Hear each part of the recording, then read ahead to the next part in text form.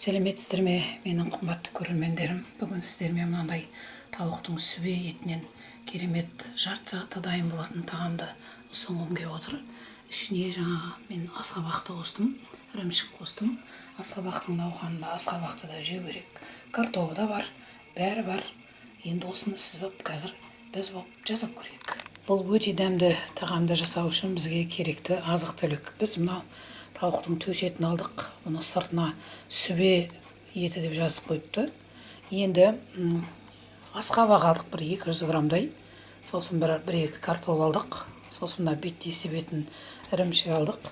Содан кейін бізге соя соусы керек, кішкентай, бір 50 граммдай. Сосын 20 граммдай сұйық май алдық. Сосын мына дәмдеуіштер, оның ішінде жаңа сарымсақ та бар, 1-2 бас. Қазір енді мынау сүбені біз әдемілеп кесуіміз керек. Тауықтың төс етін әдемілеп жұқалап кесіп алдық. 5-6 бөлікке бөліп алдық. Енді бұны әдемілеп екі жағынан бірдей ұрғылап жатырмыз. Әдемілеп жұқалау болу керек. Соя соусына жаңа майды, дәмдеуіштерді қосып, енді бұған әдемілеп жағып жатырмыз. Ол маринатталып бір жарты сағат тұру керек. Қандай әдемі болып маринатталып жатыр. Қазір соның үстіне арасына мынау салмаларын салу керек. Жарты сағаттай маринатталып тұрды. Енді мұны орап жатырмыз. Шығатын кішкентай таяқпен орап жатырмыз. Мынау ішіне асқабақты салдық, ұзын шағып турап. Мынандай менің құрылғым бар, білесіздер, көріп жүрген каналда. Сонда асқабақты әдемілеп ұзын шағып турайды, міне көріңіз. Сондай ұзын шағып турадық. Сонан кейін мынау ірімшікті салдық бетіне. Енді осыны орап әдемілеп бәрін сөйтіп қазір табаға салуымыз керек. Міне қазанға да келдік. Қараңыз. Әдемі тауықтың сүбесін етін әдемілеп қуырғыламыз. Екі жағынан қызартып. Міне оңға балаларыңыздағы котлет сияқты қуыра беріңіз. Міне екі жағын 1-2 минуттан қуырып алып, әдемілеп сосын котлетке ала беріңіз.